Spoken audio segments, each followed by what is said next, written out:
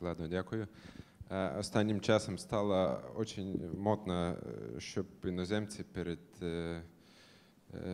виступом казали декілька слів українською мовою. Так.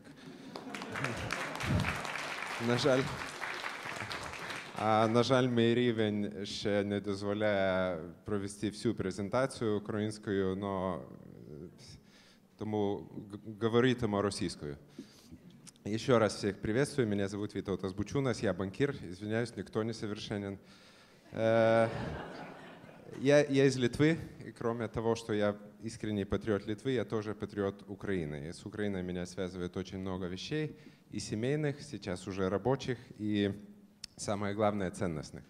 И особенно последние 2 года я с Украиной вместе прожил очень важный духовный опыт, продолжаю его проживать, поэтому очень рад, что полгода назад мы с семьей приехали жить в Киев.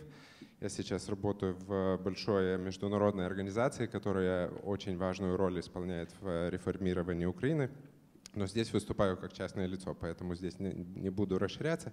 И тема моего выступления, она продиктована моим опытом. Я здесь больше практик, чем теоретик.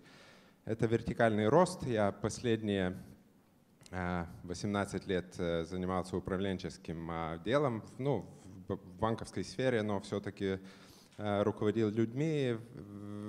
Это происходило в 3 странах, в 6 городах и в разных культурах. И на развитие людей или развитие лидеров я всегда пытался смотреть через взращивание человека, через призму его роста. Здесь я хочу именно поговорить про одну из дименсий роста. Очень искренне интересуюсь Украиной последние 5 лет, а последние полгода живя здесь, я, к сожалению, должен сказать, что общая температура по больнице с человеческим капиталом довольно грустная. Не абсолютно, а в контексте тех сложных задач, которые стоят перед Украиной. Да, наверное, сложность задач никому доказывать не надо. Это и противоречивость, то, что по-английски называется ambiguity, и многополярность, и отсутствие единой стратегии или наоборот, там несовместимость разных стратегий, колоссальное сопротивление и все остальное. И тут возникает вопрос, какие лидеры, какого рода лидеры нужны Украине. И когда я говорю лидера, я не имею в виду, что есть один лидер, а все остальные ведомы. Я имею в виду лидерство в широком смысле, когда каждый человек готов брать какую-то ответственность за изменения, в первую очередь, своей жизни, потом своей страны.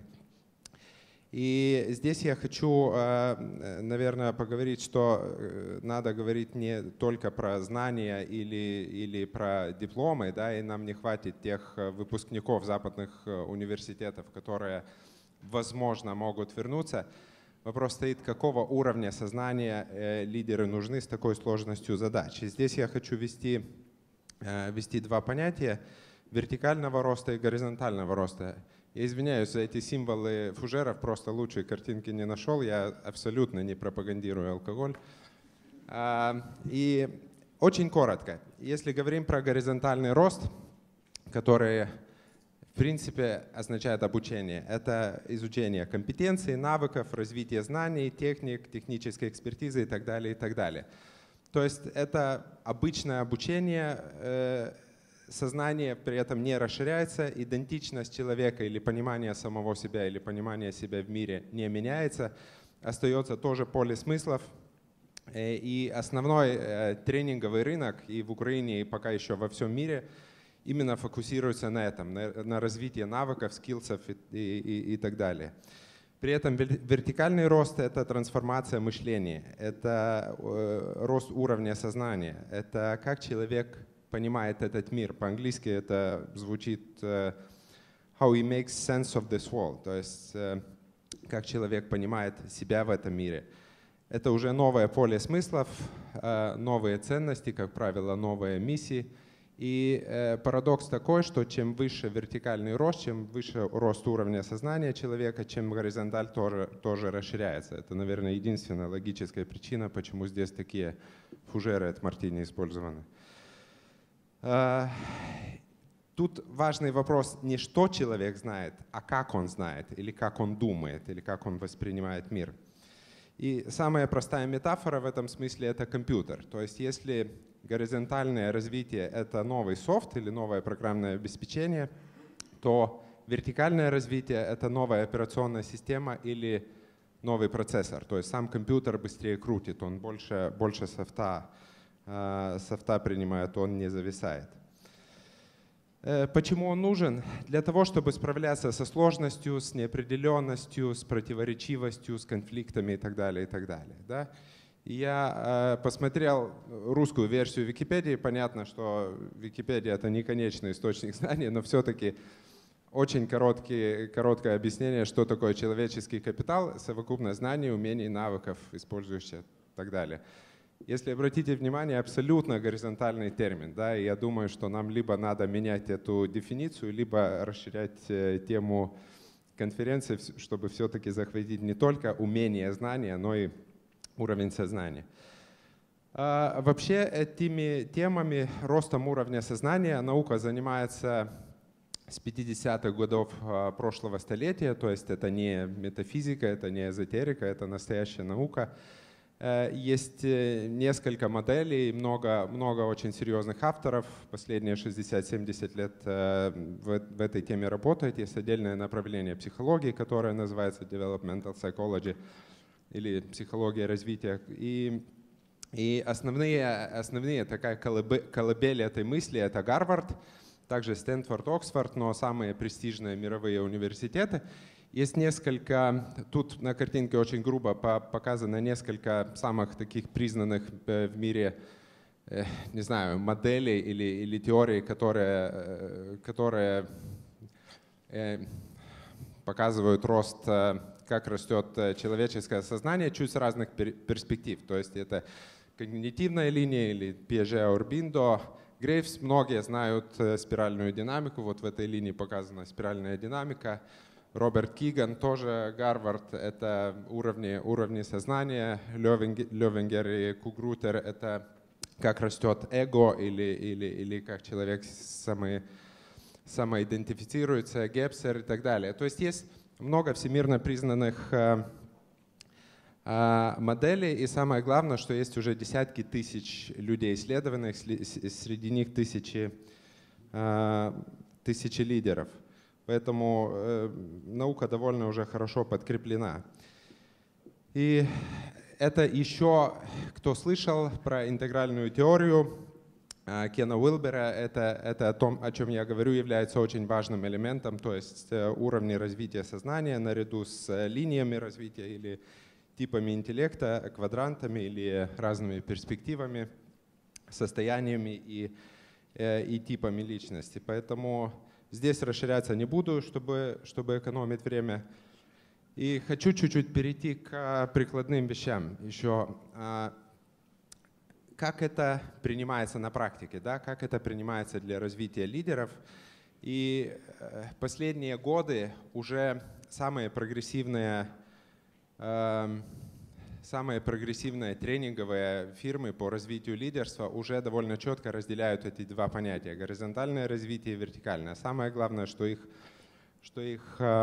совмещают. Я нашел одна из очень известных в мире фирм Center for Creative Leadership. Кстати, если здесь будут какие-то названия, я с ними никак не связан. Это просто примеры. Очень был рад увидеть, что такая фирма уже несколько лет назад очень четко разделила эти два понятия, определила, что такое вертикальный рост.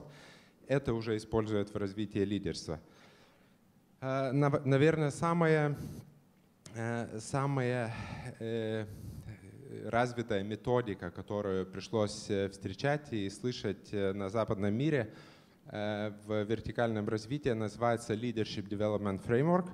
Ее, кстати, тоже создал один из профессоров Гарварда Билл Торберт и Дэвид Рук, основатель британской консалтинговой фирмы Hardkill Consultants.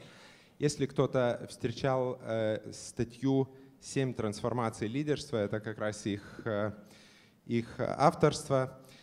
И эта методика, кроме того, что она объясняет природу роста, она дает и диагностический инструмент, и она дает инструментарий, как растить лидеров. Да? Если некоторые теории, в том числе спиральная динамика, очень хорошо объясняет природу, но не дает инструментарий, то здесь это очень прикладное. Речь идет о развитии лидеров, как и в разных этих моделях уровни сознания лидеров разделены на отдельные, скажем, уровни. Самые высокие — это индивидуалист, стратег, алхимик, иронист. Тут можно найти очень близкие, кто знает спиральную динамику. Здесь есть сходство, потому что индивидуалист — это примерно зеленый уровень, который уже сотрудничает, который принимает другие перспективы. Стратег в этом случае — это уже второй порядок. Это человек, который может, или лидер, который способен делать большие сложные трансформации, совмещать разные сложно совместимые дела. Алхимик — это уже еще более высокого порядка лидеры, которые могут проводить очень сложные трансформации не знаю, в социальном уровне, на уровне государственного, на уровне социальных систем и так далее.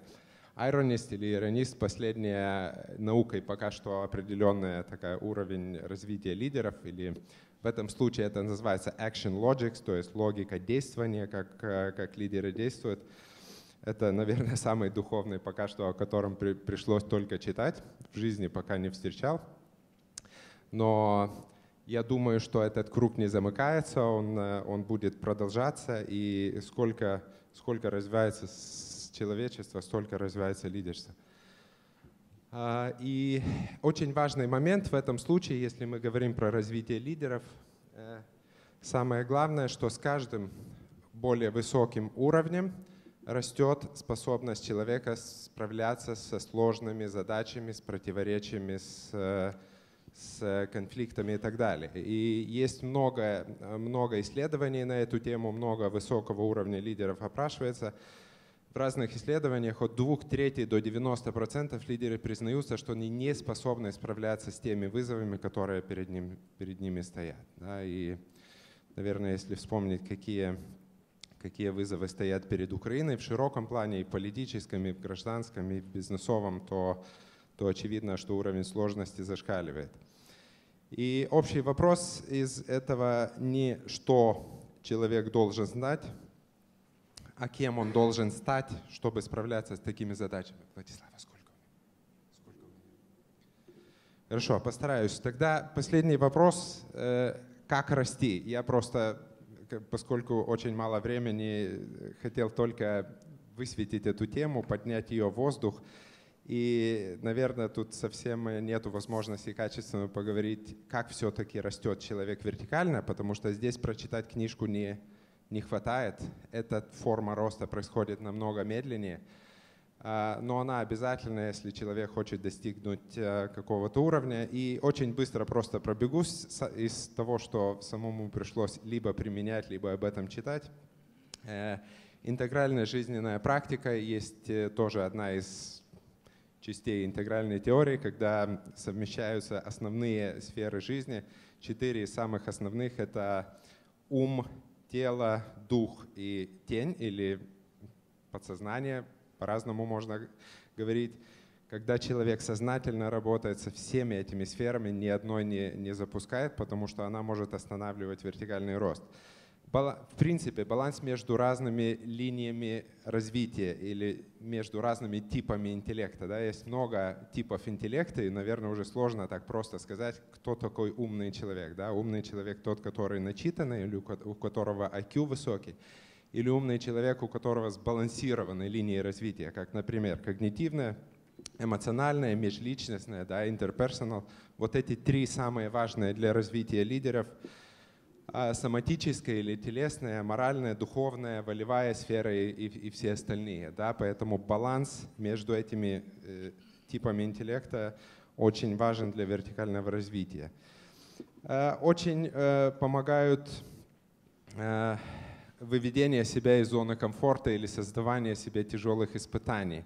Они сами не обеспечивают рост, но они очень часто дают толчок росту. Вообще есть коучи, которые специализируются на вертикальном росте, либо совмещают вертикальный и горизонтальный рост. Их немного, но они появляются. Самое главное, если прибегать к помощи, главное убедиться, что учитель, к которому человек пришел, как минимум на 1 или на 2 уровня выше, иначе никакого роста не получится. Это как в спорте, не будет прогресса, если будешь играть со слабым противником. Да? Поэтому, подводя итог, я думаю, что человеческий капитал пока недостаточен, но при том сложности и при том масштабе задач, которые стоят перед Украиной во всех сферах, это очень хорошая среда, чтобы взращивать людей, взращивать настоящих интегральных лидеров будущего страны. Это часть того будущего, которое люди Украины и им сочувствующие хотят создавать. Поэтому, наверное, нет никаких сомнений, что новые лидеры нужны. Я думаю, что они нужны не только с новыми дипломами, с хорошим английским языком, но, наверное, и с новым интегральным уровнем сознания. И поэтому я просто призываю поднять наш фокус тоже чуть-чуть выше и не упускать эту дименсию. Спасибо большое. Спасибо.